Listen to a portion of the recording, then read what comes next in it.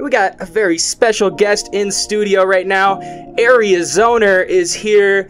Historic hiker, great hiker, set up this 2,000-mile route connecting hot springs, and we're just gonna talk about this because I think it's one of the coolest things around, and it comes smack dab through Mammoth.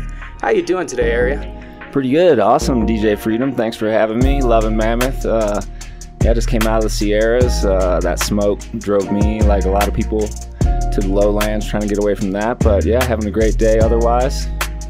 Hello, Mammoth. Yeah. You know, so your trail, how did this all start? Like, where did you get the idea to link together 100 hot springs over 2,000 miles? Because that's a big goal right there to even come to, you know? Did it start small and just keep growing because you thought, like, you just saw the line? Yeah, definitely. I would say that. It's been a Pandora's box. Originally, I was... I thru hiked the PCT, the Pacific Crest Trail, and like a lot of people, I got to this hot spring, Deep Creek Hot Spring. It's right on the side of the trail, and I fell in love with hot springing and hiking. I felt like they were a good combination, and years later, I was on the Hayduke Trail across Utah, and there was a snowstorm happening. I was stuck in this recessed cave down in this canyon in the middle of the desert, and I just thought, man, if I could be anywhere right now, where would I want to be? And I thought I would want to be in a hot spring, and it was specifically one that was really close to Mammoth. And then I thought about another one that was out in Nevada, and I thought, how cool would that be to just walk between these two? And then I thought about another one that was kind of down by Santa Barbara, and I said, well, we might as well walk between that. And then the Pandora's box really opened up because I started finding all these things: Hot Springs Trail, Hot Springs Valley, Hot Springs Cemetery, all these hot spring cultural phenomenon kind of things that were just bigger than just soaking. They were hot springs history behind it. So I started seeing the bigger picture, and just connecting everything. And each year it's been evolving. Right now it's 100 hot spring areas. It has an amazing adventure for people who are looking for a multi-sport adventure, something that has a little bike packing, a little pack rafting. Yeah, that's one of the coolest things about this route is there is options. It's not just walking. You can bike, you can raft. How many trails can you raft, I know. Well, see, that was one of the things about hiking the Pacific Crest Trail and the Hayduke and the Colorado Trail and some of the other trails that I did. Was some of the things that really attracted me to these trails was that you can bike them. The Arizona Trail, Colorado Trail specifically, that you can bike them. And then trails like the Idaho Centennial that have a lot of hot springs, I wanted to tie my route into that. I wound up designing a whole new route across Idaho when I realized that the Idaho Centennial Trail really didn't hit a lot of the hot springs, and Idaho has more hot springs than any other state in the US, if you didn't know that. So hiking to these, you hit about 60 of them or so in Idaho on the Hot Springs Trail, and some days you're hitting a hot spring a day. Some days you might not hit a hot spring, and other days you might hit 7. Yeah, 5 or 7 hot springs in a day. And that gets hard. That gets hard on the body. Yeah, but the Hot Springs Trail really is about duality. It's about that challenge, that physical exertion. You have to put forth the effort in order to get the reward. And so I feel like when you're hiking over mountaintops and you're navigating your way across the landscape, there's some kind of basically what I say is when you're in your sense of discovery. And there was one thing about the Pacific Crest Trail and some of these other trails that I really didn't feel like I was in that much of my sense of discovery. It kind of was already known. Mm-hmm. Everything was already figured out. And right now the Hot Springs Trail is in that sense of discovery. Even for me, I'm still learning new things. You turn me on to a trail today in Mammoth, the Mountain View Trail, which is eliminates a little bit of road walking up by the Mammoth Ski Village. Mm-hmm. Beautiful trail to Earthquake Fault. Little things like this, I feel like the trail is already there. You know what I mean? Yeah, totally. On the micro level, when you get to boots on the ground.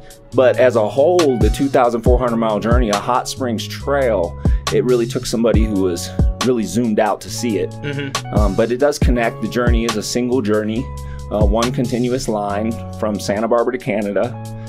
Pretty amazing, yeah. 100 hot spring areas. Yeah, from my personal experience, hot springs areas are some of the coolest geological areas, some of the coolest looking areas, and that can be seen. Mammoth is an absolutely amazing place, and we have hot springs, and that's a part of it. It's the volcanic vibe.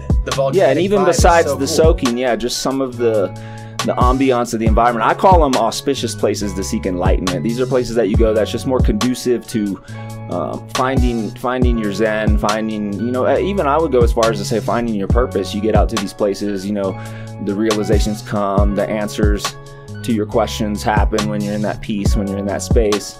And so the Hot Springs Trail takes you to a lot of those kind of places, but it also does come to a lot of resorty spots, a lot of hustle bustle. It's about being isolated, you know, alone in the wilderness, but it's also about being in the community and being active and helping other people, being an inspiration to other people to be healthy, to want to be active. You know, just walking down the street with a backpack, you'd be surprised how many people you inspire for them to want to get out and get hiking and get off the couch. So totally. Yeah, so let's talk a little bit about your hiking history and like what built you into this, and how would you compare the Hot Springs Trail to something like the PCT that people may have heard of? Well, you know, you guys can probably appreciate this as a ski town. So how I like to look at trails is basically like how they grade ski trails. So they have, you know, green runs and blue squares and black diamonds. How I look at a trail is basically like a green run is something kind of like the PCT. There's signs. You did just hear that right. Yes. The 2,600 mile PCT is a cruiser. It is a green trail compared to the Hot Springs It's Trail. well signed, it's well marked, it's well graded, it's well traveled, it has water caches, it has all the reports and journals and all the perspective you need beforehand to figure it out. A GPS app, the whole 9 yards. That would be a green run. I would say like maybe you're still in your sense of discovery, but it's more of a sense of certainty. You know, you're pretty sure where you're at and what you're doing and that you're going to make it. And so the next step up from that would be what I actually consider the Hot Springs Trail, which is more of a therapeutic adventure. This is something where you're going to have to pull out your map and compass. You're going to have to figure out your resupply strategy. You're going to be basically going off the beaten path where not a lot of people have gone, but people have gone. You know, these are historical routes. Some of them are kind of forgotten about, like the Sphinx Trail in Kings Canyon, or some of these roads that are closed on the Hot Springs Trail. One in particular that you did was the Old Ridge Road down by LA. This was a old highway. It's now gated. You can walk it. Coolest road walk I've ever done. Coolest road walk. Yeah, it's amazing. So anyways, yeah, therapeutic adventure, you know, you're in that sense of discovery, but you don't have as much of a sense of certainty, you know, that you're going to make it through. And then you have what would be the Black Diamond. That would be the survival mission. And that's what the Hayduke was. There's no footprints to follow. There's no signs. There's no water caches. It's pure map and compass. You really have to be on top of your game. There's nobody coming behind. There's no GPS app. And there is nowadays, but there wasn't in 2009 when I hiked it. So that's what I would consider. And I really think that we need all of the kind of trails, because some days I like a vacation trail. I just want to not think about anything and just hike. Other days I want to test my skills and develop further as a hiker. And so, you know, depending on what kind of trail you're into, but I think the Hot Springs Trail is somewhere in the middle. I think if you're going to through hike it, you're going to have really easy days and you're going to have really hard days that press you, you know. And as a section hiker, you can either just stick to the easy parts or the harder parts. You can make adventures out of it. There is a multi-sport level. There's from about the middle third of the trail, from Wells, Nevada to Stanley, Idaho, is a bike option. That's a 400-mile section that's open to bike packing, which is what I've done both at the times that I've done the journey. And I recommend that people do the bike packing. But historically, it's interesting because the 5 hikers who have through hiked the Hot Springs Trail have all chose to walk the bike option. So, you know, to each his own. It's interesting. I think it's just can be threatening to go out and find a bike and have to get rid of it. So it's just one more step, but it's definitely a good option. So it's been a little over a year since I was out there. I actually did 500 miles of this last year, and I thought the coolest thing about this route of the section I did, which was just California, was that even when you're down there by the coast, even when you're getting near LA County, it's still true wilderness. Back there in, what was it, the Blanca... Yeah, the Agua Blanca Creek and the Sespe Wilderness. Between, the Sespe and Ojai, and it was still, I went days without seeing people, and when you think of Southern California, at least for somebody not from there or who lives up here, I don't think of true wilderness, and that was an experience I got, so I thought that was sweet. What's amazing how just a little bit of elevation can leave a place isolated. You know, when you got to climb in, you got to climb out. Those valleys are desolate. I think it's just interesting because usually the climb only takes about 45 minutes, maybe 2 hours at the most, and then you're back there for the rest of the day and maybe the weekend, whatever it is. But Yeah, I found that place when I was on a bike journey. I just saw this huge green area on the map, national forest with wilderness. I saw a condor sanctuary and a hot spring smack dab in the middle, and I was like, that was really the epicenter of the Hot Springs Trail, I would say. Yeah, Southern California is beautiful. Then you get into the High Sierra. Then you go across Nevada, really interesting. You do some ridge running. You just, just basically like it says, you're just riding on the ridge with the wild horses. That's cool. Am I right in saying that the Hot Springs Trail is the first long trail that goes through Nevada? Yes. That is it's that I know right of. there. Yeah. There's a few people. The Ruby Crest Trail, which it uses. Yeah, there's some smaller trails. Yeah, some smaller trails in Nevada. The Toyabe Crest Trail, the Ruby Crest Trail, and a little bit of the Pony Express Trail. But to highlight those trails. But really, Nevada was kind of unknown. A lot of the ridge running that I did, that's included in the route now. I had no idea if it was able to be done when I originally set out to do the journey. And then when I got out there, I found wild horses, wild horse trails. It was shale. It was basically like walking on carpet or a regular floor. The ground was really easy to walk on, even though it was at 10,000 feet. That's where it, I think the hardest part for people, hikers, is going to be is really the elevation, the weather, hoping you don't get stuck in a storm or a whiteout, and then just carrying your water, managing your water. But the actual walking, the actual stepping across Nevada is really nice.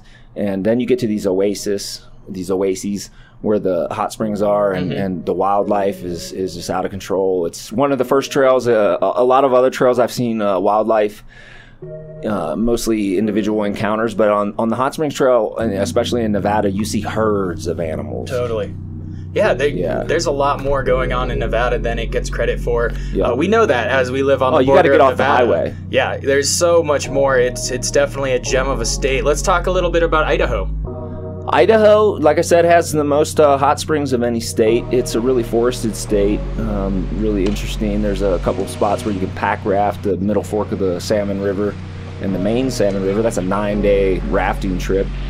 The trail skirts along the river. That's over 100 miles on the same river.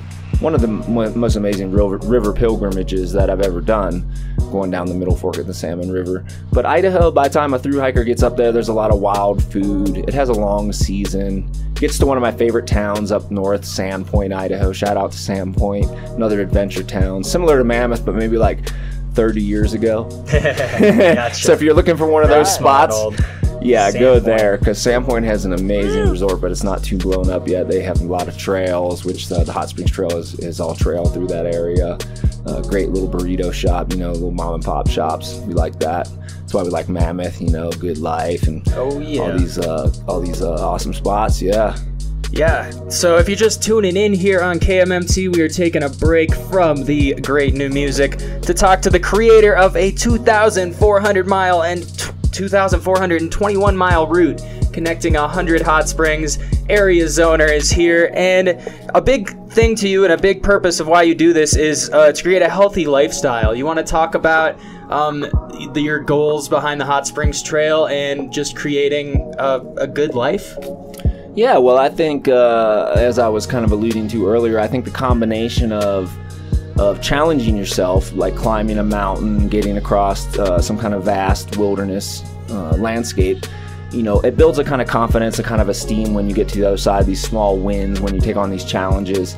And then also, I think when you combine that with the rest period, the recovery, and when you're at these hot spring areas and you just soak in and life is good, or maybe you get to the town and you're eating, good salads. I like to promote healthy foods. I can feel the difference between just eating candy and eating vegetables when I'm hiking, and how fast it makes me recover. You might not notice so much while you're hiking, but it's day after day after day, and when you recover, and 2 weeks into it, 3 weeks into it, 700 miles, 1,000 miles into it, that's when it really starts to make a difference. You might not notice just on a weekend hike, but so you got to take care of yourself. So anyways, I think that, like I was saying, these auspicious places to seek enlightenment are also really auspicious places just to get healthy, because you're going through co-ops, you're going through natural food stores, farmers markets. These things are listed in the guidebook for the Hot Springs Trail, which I've been working on since 2009. That was when I originally got the idea, and then I did the journey for myself. It was all for myself. And then, but in comparison to doing the Arizona Trail and these other trails, I felt like the Hot Springs Trail was just everything I was looking for in these other trails. And a lot of what that was the natural food stores, the healthy food, because on some of these other trails, it's just hard to eat good. Another thing that I was looking for was the hot springs, because that was the first thing I would do when I would plan for these other long trails was where's the hot springs, and that's where I plan my 0 days around. And then the other thing, is just like summits and mountaintops and things like that. But really, so you got to just stay clean, you know. I like washing off. I like jumping in the lake, jumping in the river. So the Hot Springs Trail is a water. It's the motto for the trail is connecting sacred places with healing waters. Sometimes those waters are hot, sometimes they're cold. Yeah, cold water springs and rivers, it's all about the cold plunge. Hot Springs Trail ends at a cold waterfall right on the Canadian border. Cold plunge. It's a perfect way to end a hot spring soak. I definitely recommend it. My big experience with it last year was how powerful the Kern was, and just really feeling that power walking along it. Hiker shout out. Just be careful about that Sierra. It is a lower route than the Pacific Crest Trail. Pacific Crest Trail and JMT runs about 10,000 feet. Hot Springs Trail runs about 8,500 feet. So you got a lot more side creeks, a lot more water. So just be careful. And it's only 300 miles from the beginning of the trail. So whereas on the Pacific Crest Trail it's 700 miles. So you have a lot more time to get ready for the Sierra. But really, when you leave Santa Barbara on the Hot Springs Trail, you're to the Sierra pretty quick. Sometimes within 2 weeks to a month. So just prepare for that, and don't start too early. I would say the season for the Hot Springs Trail as a through hike is probably mid to late May to September, anytime in September. Yeah, but you should be healthy out there. I think 3 or 4 months of that. It's the protocol. I am a certified nutritionist, but it's not to sit behind a desk and talk to people about how to eat food. It was to be an athlete myself and be able to be sovereign with my own destiny and to know what I was doing with my health and stuff like that. And so I've noticed the difference at my own athletic performance. And so for me, giving back the Hot Springs Trail to the people is a protocol. It's a therapy. You hike this trail, you'll probably get in pretty good shape. No guarantees, but I ate a lot of food. Yeah, you'll eat a lot of food too. But also, I just want to say that, here in the United States, we got this National Scenic Trail system, and a lot of what I'm trying to do with this trail is to create a Hot Springs National Scenic Trail. Yep. Because I just want to shout out to all the people throughout history who were so compelled and who have volunteered their time to find, maintain, build, take care of these hot springs, and they do it all for free. There's no glory. So many unknown soldiers out in the Hot Creek and all these places who built these pools and who have found these pools, and so it's really to honor them.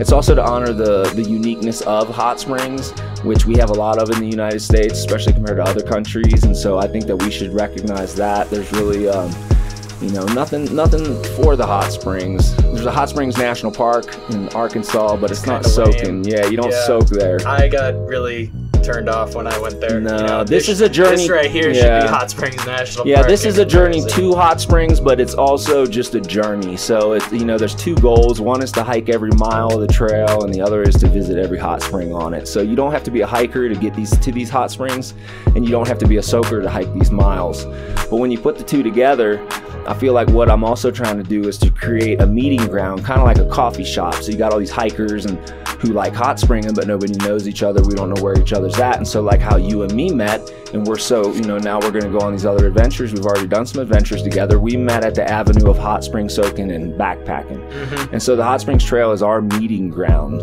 That's how I look at it. So, Mammoth, the Eastern Sierra, we are right here. We got the Pacific Crest Trail, we got the John Muir Trail. Hikers are all over this place, and I like to say that I am in Mammoth because of these trails. It really turned me on to this area. So shout out to the Mammoth Trails. This is an awesome adventure town destination. Recommend it for anybody. It's you guys deserve the business. Yeah, the Hot Springs Trail itself comes from Iva Bell to Reds, walks directly through town out to Hot Creek, the Wild Willies.